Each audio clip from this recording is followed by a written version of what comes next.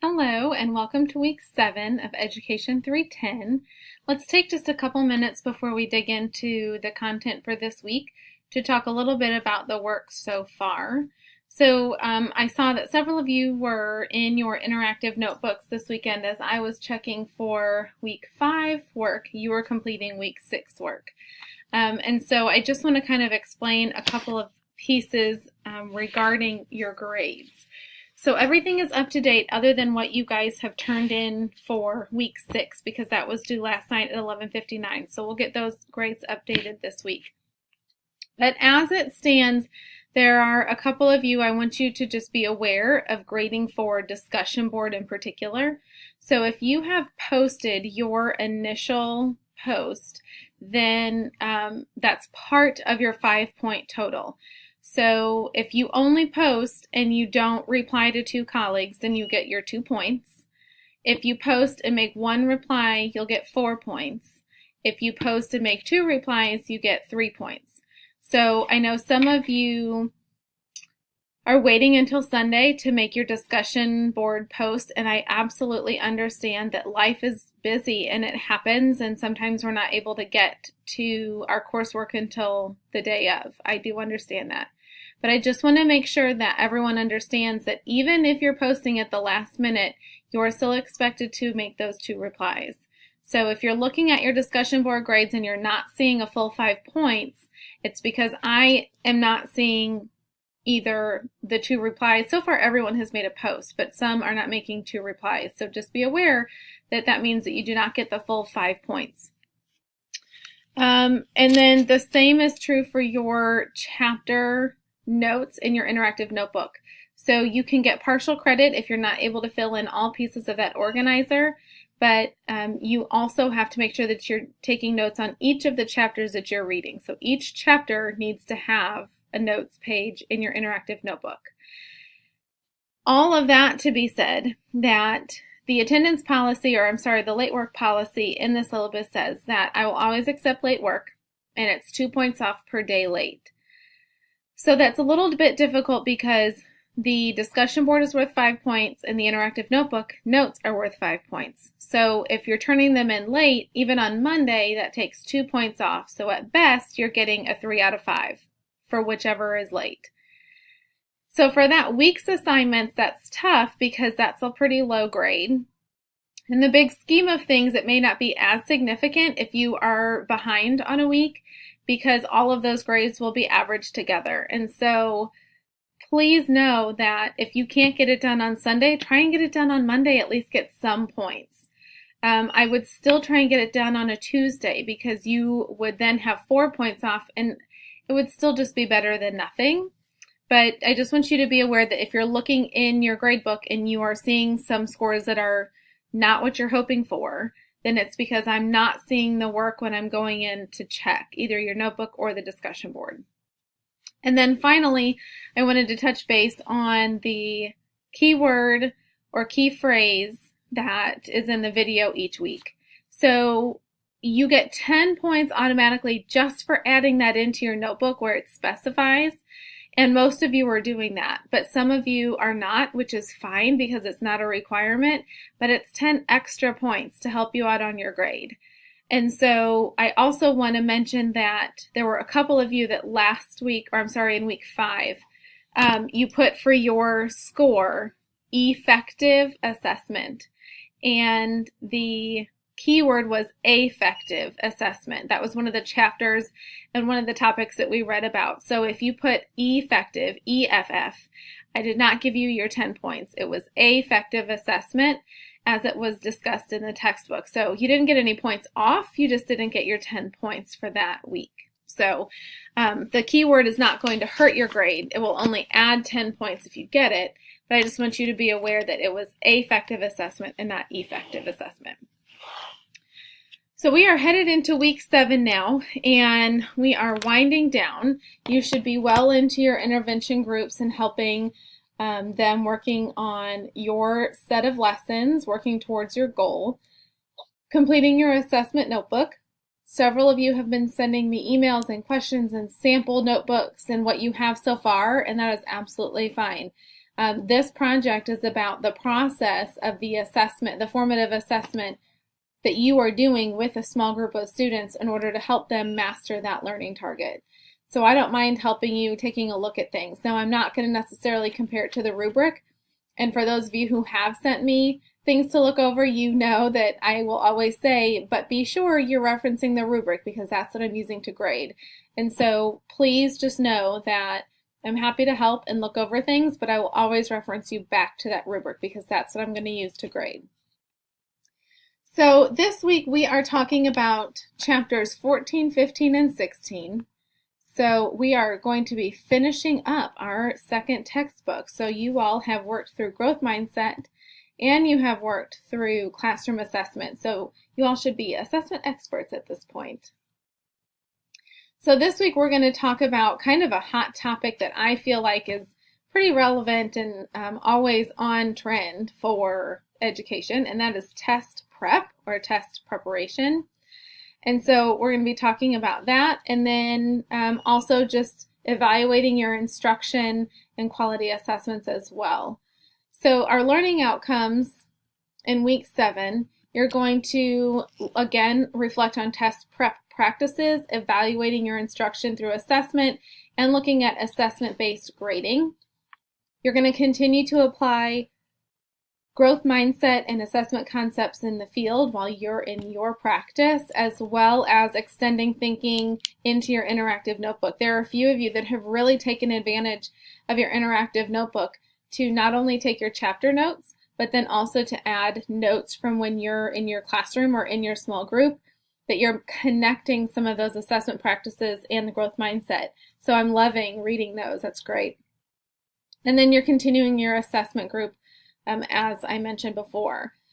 So we will continue to work through classroom assessment chapters 14 through 16, your interactive notebook for notes, your field experience, and then your assessment notebook, and then your discussion board. So if we go back to your weekly content, week 7 should now be open. Let's talk a little bit about your discussion board. So after you've read chapters 14 through 16, and this discussion board really centers around chapter 14, I want you to remember to post and then have 2 replies for your colleagues. Test prep is a hot topic for schools and teachers. With increasing accountability for schools and teachers on test results, teachers often begin test prep sessions a few weeks prior to the testing window. These test prep sessions often focus on both content and test-taking skills. So it's, a mindset of a panic. We have 4 weeks left until state testing or EOGs, and we have to hurry up and cram this content that we either covered a long time ago at the beginning of the year we got to review, or we haven't even gotten to it yet and we have to make sure we at least touch on it. But then also teachers feel a need to cram a kind of a tutorial in test-taking skills and remember how process of elimination and the right way to fill in the bubbles and all of that. So in chapter 14, Popham talks about 2 evaluative guidelines, 1 being professional ethics and 2 being educational defensibility. So those 2 evaluative guidelines are your keyword, key phrase for week 7, professional ethics and educational defensibility.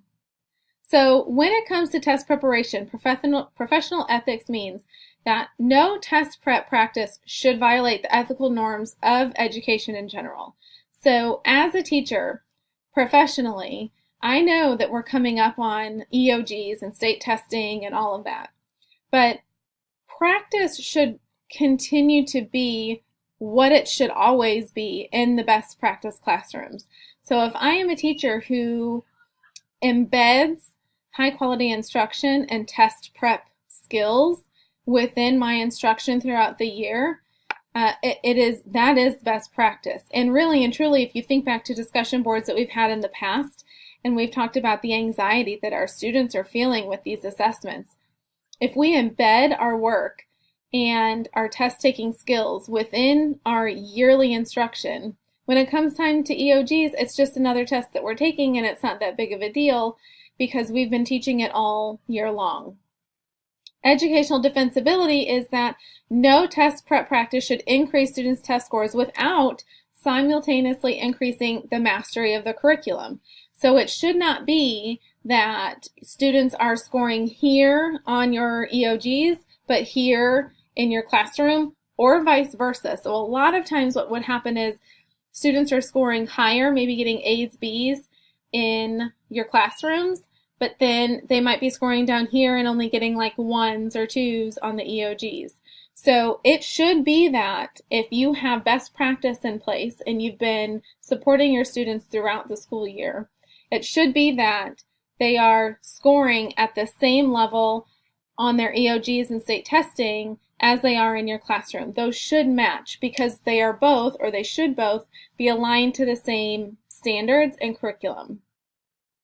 So those two guidelines are best practice for teachers, but they are not things that always happen. And so there comes your discussion board. So I want you to respond to the following questions. Number 1, are these two guidelines followed as teachers in your schools are preparing students for EOGs and state testing? So think about your partner teachers, and if you're not in a testing grade, you can maybe think about your benchmark assessments, or you maybe can investigate a little into your testing grades. Are those two guidelines followed as they're getting ready for those key tests? Number 2, what test prep practices do you see in your schools and classrooms? So several of you, most of you have been in schools for years, and so you have seen things for years. So what types of test prep practices do you see in schools and classrooms? I would venture to say that most of us are seeing a cram at the end versus distributed practice throughout the year. So then how do these practices follow the guidelines of POPM? So are you seeing classrooms and teachers in your building being able to adhere to the professional ethics and educational defensibility when it comes to evaluative guidelines? So be sure that you check in on all 3 of those as you're posting your discussion board.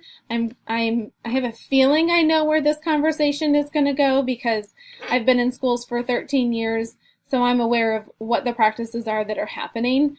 And it's kind of a cycle that just keeps repeating and repeating. So I'm curious to see where we are after this discussion board conversation.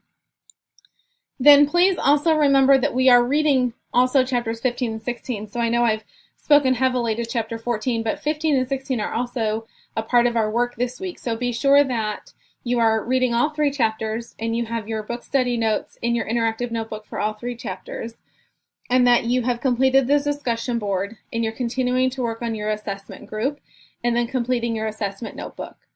So that's kind of your outline for this week. Reading chapter 14, 15, 16, book study notes for 14, 15, 16, discussion board here, and then your assessment group. So those are the 4 things that you're working on. Now, I will also say that if we go back to our syllabus and look at week 8, we're kind of wrapping it up in week 8. We have finished our textbook, so I'm giving you this last week as we close out our term that you are going to be finalizing your assessment groups and getting ready to present what your information was. And so I will post a video next Monday about how you're going to create this presentation. So it will be the same format that I am presenting to you now. And so you will create a video basically to share your experience this semester, specifically in your assessment group, your intervention group. So more information will be coming. But know that next week is kind of a wrap it all up kind of week, and so there won't be any new content. It will just be applying the content that we have learned to your assessment groups and to your field experience. So as always, if you have any questions, please let me know. Don't forget to post and then repost to 2 so you get all of your points. There's only a couple weeks left worth of points here, so please make sure that you are taking care of all of that so you get the most points possible. Thank you for reaching out if you're having questions. Always feel free to email if you have anything. And until we see each other next week, take care and good luck.